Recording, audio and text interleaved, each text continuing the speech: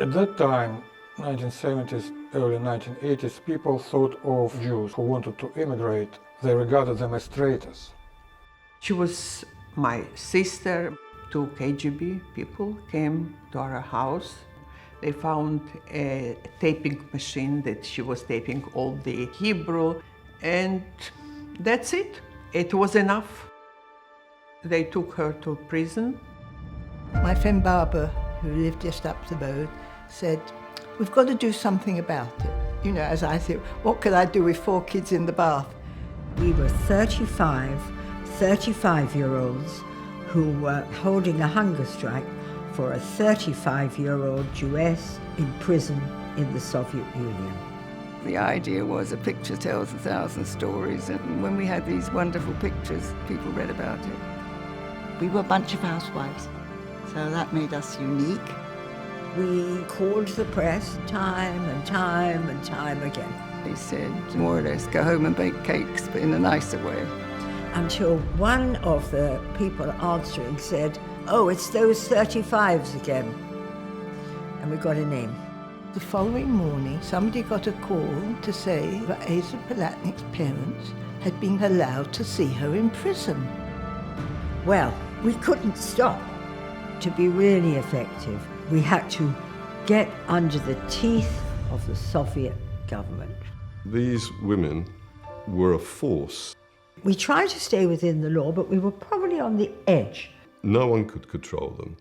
You could advise them, sure. It started off with a few of us and grew, and then into Europe. The Irish were wonderful, partly because of the Blarney. We were able to emulate what they were doing and do it here. There was I in my striped pyjamas and my bathing hat, marching up and down with my placard, 9 months pregnant. Behind those thick walls, we knew that there are people fighting.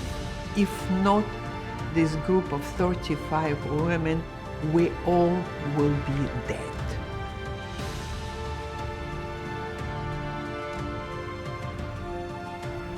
We were told to tell nobody. We had names and addresses. We were told under no circumstances to use taxis. All the rooms were bugged. I hid the names and addresses in a face powder case in the hope that they would not be discovered. I have a unique experience in my life when you're taken straight from hell to paradise in one day. Natan Sharansky called for a demonstration of 400,000 people. At that exact moment, Gorbachev was meeting with Reagan, and Reagan said, "Mr. Gorbachev, there are 500,000 American citizens that are asking me to raise the issue of Jewish immigration from the Soviet Union." I came out of that organization a changed woman.